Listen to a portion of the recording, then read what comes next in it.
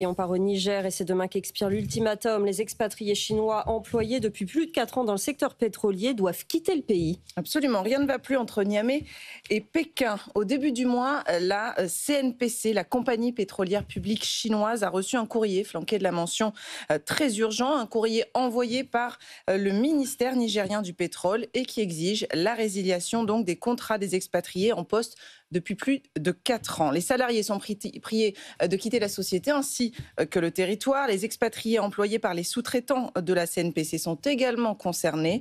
Alors pourquoi cette décision ? Eh bien, les autorités reprochent à la société chinoise, je cite, son mépris de la réglementation nationale.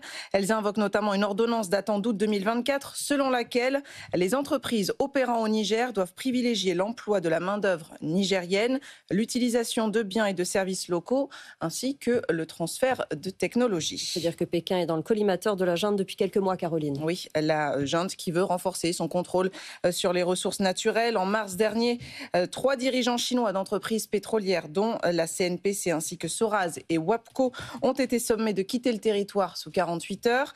Décision qui avait provoqué l'étonnement puisque jusqu'en début d'année, Sandra, les rapports avec les militaires étaient plutôt bons. La Chine extrait l'or noir du Niger depuis 2011.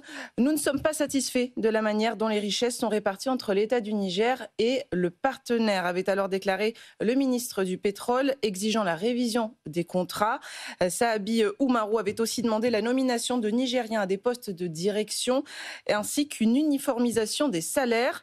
Selon le ministre, l'an dernier, un employé chinois du secteur était payé plus de 8 600 $ par mois contre 1 200 pour un Nigérien occupant le même poste. Les hauts responsables de la compagnie pétrolière publique chinoise ont tenté de négocier, mais visiblement en vain. Mais la Chine demeure le plus grand investisseur étranger du pays. Oui, Pékin est un partenaire économique majeur et encore plus depuis la rupture opérée dans le sillage du coup d'État avec plusieurs puissances occidentales. Les autorités nigériennes, on le sait, ont poussé Orano vers la sortie en décembre dernier en prenant le contrôle de sa filière minière Somaïr. Le Mali et le Burkina Faso, eux aussi dirigés par des juntes militaires, ont de la même manière pris une série de mesures pour réaffirmer leur contrôle sur leurs vastes ressources.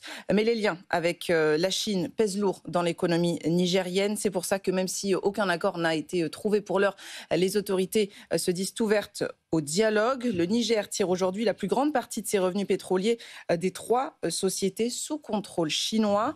Une dégradation plus importante des relations pourrait avoir des répercussions majeures, notamment sur l'exportation du pétrole brut vers le Bénin. C'est un projet phare de la coopération énergétique entre Pékin et Niamey. Merci beaucoup, Caroline.